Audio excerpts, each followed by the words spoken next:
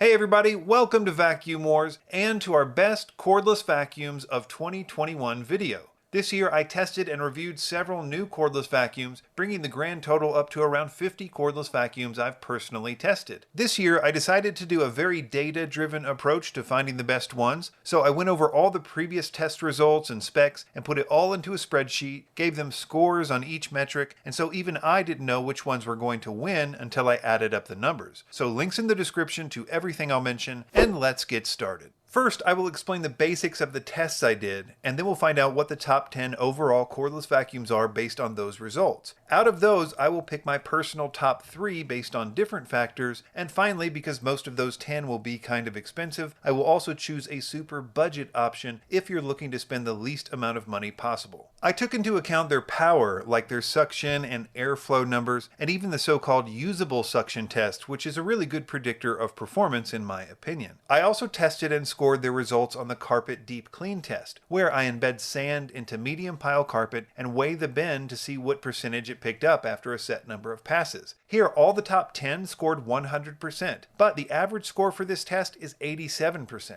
I went back over all the old footage and gave them scores on the Crevice pickup test, as well as finally coming up with a standard scoring system to see how well they did with surface debris pickup on both hard floors and carpet. Battery life is difficult to score, since a vacuum can have very good battery life if it has very little power. So the question really is, how efficient is the battery? How many minutes of runtime can you get with a given power output? I did come up with a calculation that seems reasonable to score this. I also took into account if the battery was removable. I also awarded additional points if it came with an extra battery in the package. I tested how they did with hair tangles, specifically 1 gram of 7 and 14-inch human hair, how loud they were on max power, how good of a filtration system they had, how heavy they were at the handle, which is something of a pet peeve of mine with cordless vacuums. I negatively scored them based on their price. In other words, they lost points for being more expensive. Before I show the results, know that I did not take into account things that are harder to quantify, like attachment sets, ease of use, and versatility. And there are some vacuums that made the top 10 list that I would not actually recommend, which is why I'm going to further whittle that list down to a top 3. So here we are, and you can see that Dyson was well represented on this list, with their new V15 at the very top. And I'll go ahead and put the V15 as my #1 pick as well. Its specs are obviously great, but it's also the only Dyson in this top 10 list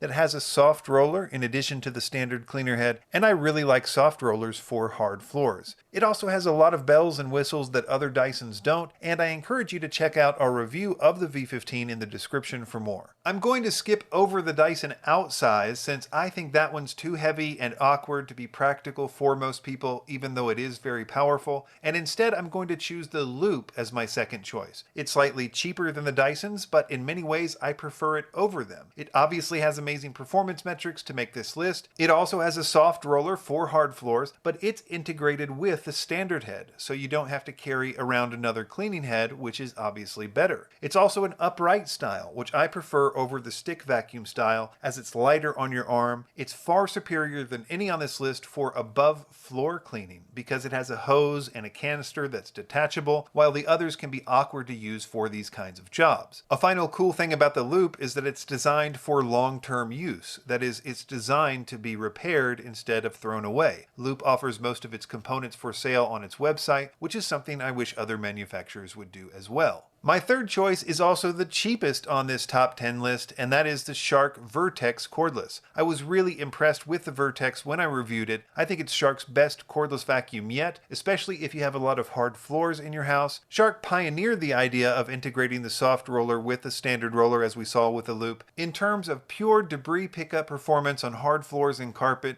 the Vertex is as good or better than any on this list at a couple $100 less. Before I give you the cheapo choice, let me say I don't recommend it. I don't really recommend any vacuum in this price range for a variety of reasons, but just look at the difference in performance scores from the top 3 to this one and you'll see why. But I know many of you just want to know what the cheapest cordless vacuum is that's not absolutely horrible. Well, by the numbers, the cheapest vacuum that did the best is the Orfeld EV679. You can see my reviews as well as links to all 4 of these in the description. Before you leave, let me be really clear about disclosures. I have not done any sponsored reviews this year and don't intend to in the future, but in the past I have had relationships with some of these companies in the top 10. For example, back in 2019, I did some consulting work and an infomercial with Shark for which I was paid. I have received free units to review from Loop as well as from Roborock, but was not paid by either. And I hope you'll be able to see that I didn't let any of that affect my picks in this video.